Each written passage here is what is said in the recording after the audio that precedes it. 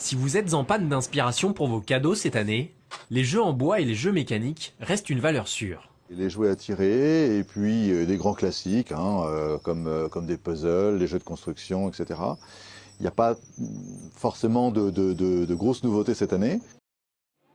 Suite à la suppression de la taxe professionnelle, c'est aux collectivités territoriales qu'il revient de fixer le taux de la cotisation foncière des entreprises. Celui déterminé par la communauté d'agglomération de Saint-Quentin en Yvelines en 2012 a fait l'effet d'une bombe auprès de la plupart des entreprises du territoire. Elles ont vu leur cotisation augmenter parfois jusqu'à 900%.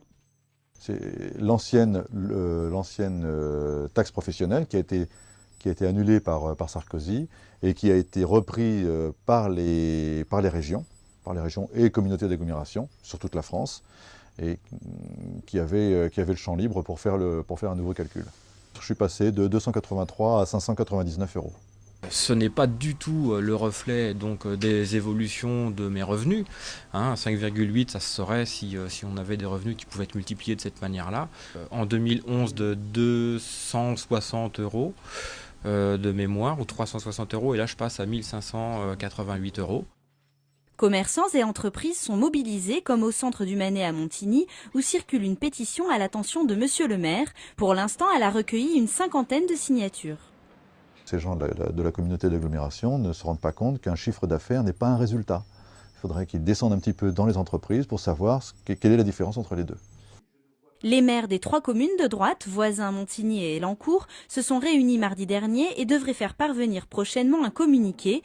Ce jeudi soir, le conseil syndical de l'agglomération se réunit. À l'ordre du jour, le débat d'orientation budgétaire. Cette question devrait être abordée.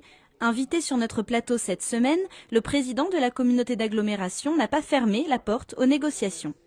Je proposerai, moi, une délibération au conseil du 20 décembre et au bureau de cette semaine des élus, en fonction de ce que la loi sera modifiée, ce que le ministère pourra nous permettre d'alléger, de voir. Donc il y aura des ajustements dès cette année ? Tout ce que le gouvernement et tout ce que la loi nous permettrait, bien sûr, on le fera pour effectivement essayer d'éviter ces inégalités, ces injustices que cette loi nous fait porter, et en particulier aux entreprises.